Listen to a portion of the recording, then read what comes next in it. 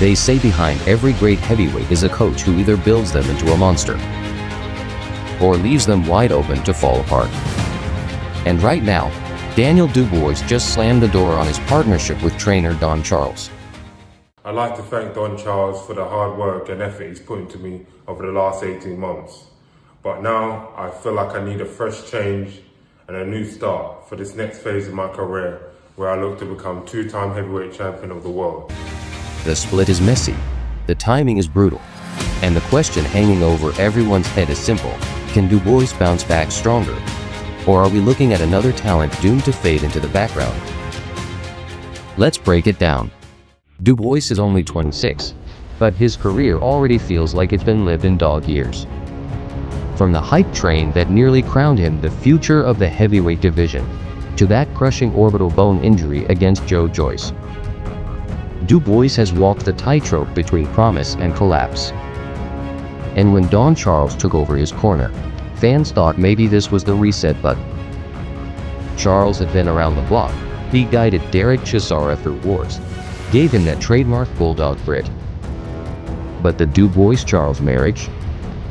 It always looked more like an experiment than a destiny. And now, experiment failed.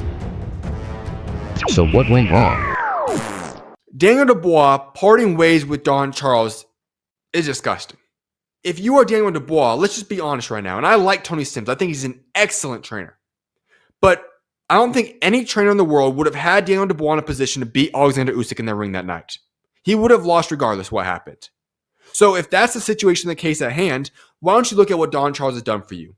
He rebuilt your entire career and he made you a world champion. Sometimes you have to look yourself in the mirror and realize, you know what? I just was not the better man in the ring that night. And it is what it is. Alexander Usyk is one of the greatest of all time. You didn't lose to some bum. You lost to Alexander Usyk. It is what it is. You don't cope with that by getting rid of Don Charles. I honestly think it's quite embarrassing that Daniel Dubois is making this move. Now here's the million-dollar question. Does breaking away from Charles make Dubois better, or just more lost? Boxing history gives us both answers. Lennox Lewis split with his early trainer after setbacks, and eventually found Emmanuel Stewart, who reinvented him into one of the greatest heavyweights ever. On the flip side, Anthony Joshua's revolving door of trainers has left him looking like a fighter permanently stuck in transition, never fully sure of his own style. So Dubois stands at the crossroads. Does he find his Stewart? Or does he turn into another AJ-style identity crisis? And let's be honest, Dubois doesn't have time to waste.